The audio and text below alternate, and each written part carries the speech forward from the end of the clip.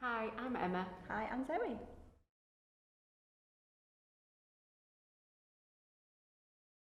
Code of Practice 2014 states that we need to support pupils through a cycle of assess, plan, do, review. The assess, plan, do, review cycle looks at all appropriate areas of need covered in the Code of Practice, which include communication and interaction, cognition and learning, social, emotional, mental health, and visual, hearing, physical and medical needs. We look at how best we can support children's needs. We carry out a plan that we've devised for them, and then we review at the end of that plan what's happened, the outcomes. The cycle should help us to establish whether a child does have SEN, special educational needs, or whether they just needed a boost. The cycle at every point should include parents and carers in the conversations that we have 3 times a year. The graduated approach can be seen as a spiral of support. So every child within school sits on that spiral. They all have a circle of support around them. So every child is assessed at least 3 times a year. The teacher then creates targets and plans and delivers lessons so those children can achieve those targets.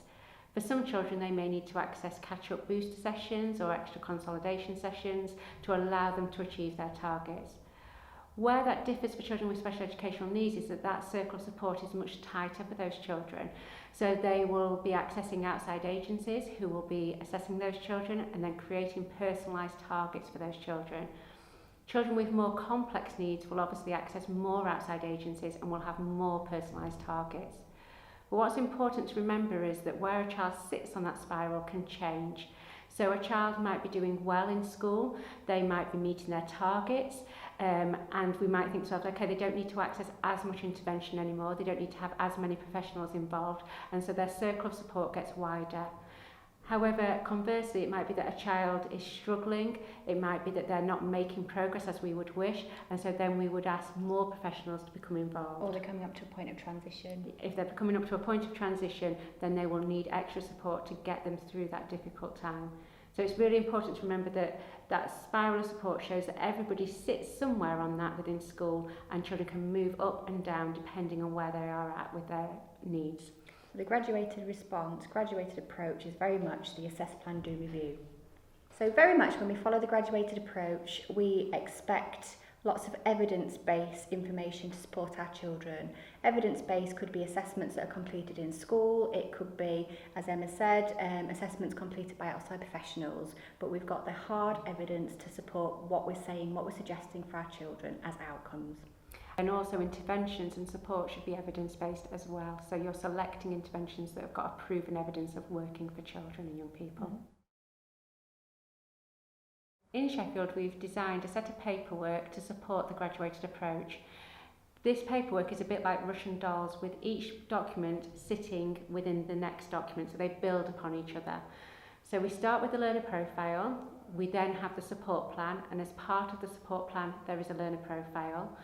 We then have the My Plan that contains a support plan and the learner profile, and then we have the Education Healthcare Plan, which builds upon the My Plan and has a support plan and a learner profile within it.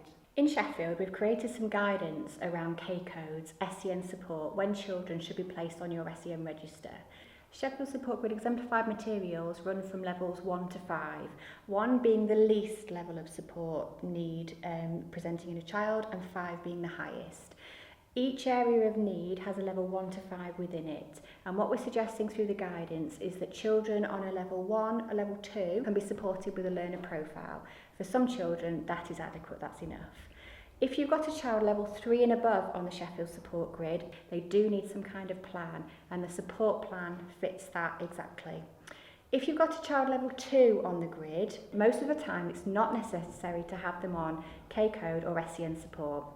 There are sometimes extenuating circumstances where it would be appropriate to have a child level 2 on your SEN support, on your SEN register, and we've written some guidance around what those extenuating circumstances could include. So it might be that you have a parent requesting it, or it might be a child that has difficulty that you can see is going to be there over time, it's going to be persistent.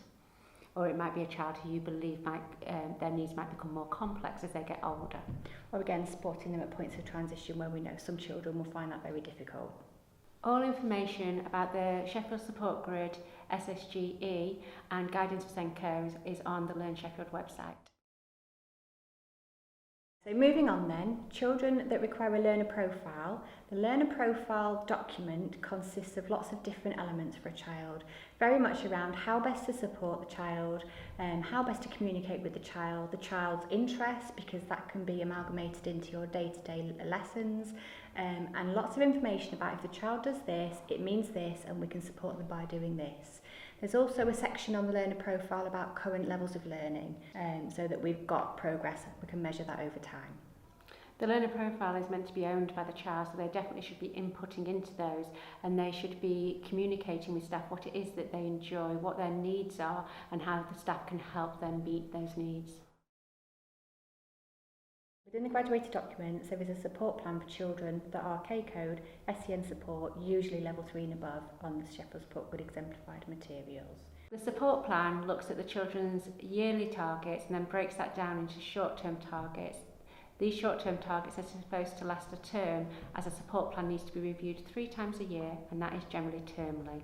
It's helpful to pan out the small steps, the termly targets, so that you've got a measure of where you'd like the child to be by the end of the year and how they're going to make those small steps of progress. Within each of those reviews, parents and carers and children and young people themselves should be inputting and saying how they feel they're doing towards their targets and what they would like their next steps to be. The child voice is really important in the review, so what the child feels they're doing well, what the child feels they need to improve on, and there is a couple of boxes for anybody else, so school practitioners or outside agencies, to be able to again input what they feel is working well and what they feel the child needs to work on as a next step.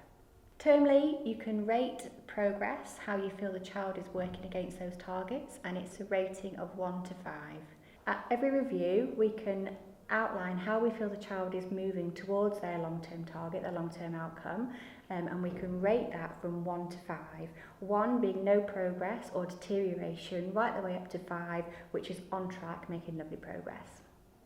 The support plan isn't designed to run in isolation, so if a child has a PEP, a personal education plan, if they have another plan in place, they're all supposed to work together, so we're not creating paperwork for paperwork's sake. Your locality SENCOs, your locality team can advise on the best way of doing this for the child, young person. The support plan is designed to be a live document, so it should be continually reflected upon and reviewed. Teachers are allowed to make notes upon there, saying how children are getting on, what they may have seen. It's not supposed to be a document that's stored away and brought out in the next review. If a child's needs are more complex, it may be appropriate to move towards a My Plan. The My Plan document itself is quite a chunky document, and it goes into lots of detail around children's areas of strength and areas of need. Going back to the 4 areas of need, communication and interaction, cognition and learning, social, emotional, mental health, and visual, hearing, physical and medical needs, it details what's working well against all of those points and what's not working well. It's designed to help schools, help SENCOs to unpick further and to investigate if you think that there could be an area of need that you've not yet identified.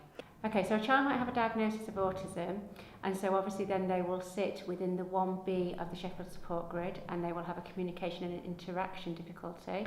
However, they may also have difficulties with cognition and learning, and so it's important to look into these other areas to see if there is a need there that then they need provision for. Sometimes children with an autistic spectrum disorder may also have inferential language difficulties. So as well as the 1B element of the Sheffield Support Grid exemplified materials, social communication, it may also be appropriate to look at 1A, speech and language. And My Plan is very much being designed for children who have more complex needs. So these children often have a number of agencies working with them, and the My Plan document is designed to bring all of that information together so you can plan effectively for that child. One of the sections within the My Plan focuses heavily on parent-carer viewpoint. It talks about the history and background of the child, supporting the Tell Us Once approach. It focuses very heavily on what the parent-carers feel that their child is doing well, what they feel they need help with, because it might not be the same, it might not overlap with what we see and think in school, and also on what the parent-carers' aspirations for that young person are. We then take the aspirations and we use those in the support plan when we're thinking about what outcomes are appropriate for the child. And my plan is mainly designed for children at a level 3 and a 4 on the Sheffield support grid. So the My Plan does incorporate elements of health and elements of care. So again, where the children have needs in that area and also strengths in that area. Incorporated in the My Plan is the FCAF. The FCAF Family Common Assessment Framework used to be a standalone document. We've now incorporated it into the My Plan because, as we know, children's educational needs sometimes sit alongside what's happening outside of education. The FCAF is designed to look at what's happening with the family, so again, what they're doing well and possibly areas that we could support them further with. So the My Plan is a really holistic document that's looking at all aspects of that child's life and bringing it all together. And My Plan doesn't just have to be completed by school-based staff, so other professionals can input into the plan. In general, if a child has a level of need at a 4 and definitely at a 5, they will need an education healthcare plan. An EHC plan is only needed when a child or young person requires resources or provision that is not normally available through school. If a child is to access an integrated resource or a specialist provision, they will need an education healthcare plan. There is an expectation that schools would spend £6,000 of their own notional budget on a child before we look towards any locality top-up, Element 3 top-up or an EHC plan. Further advice and support is always available from your locality Sencos or your lead head rep for SEN within your locality. If you look on the Learn Sheffield website, there's lots of information there on the graduated approach and the paperwork that supports this. There's also some extra flowcharts that are very helpful when talking to parents about the different processes in SEN, and there's some animations that can help to further explain for us and for parents elements of the SEN process. Thank you for watching. We hope you found it useful.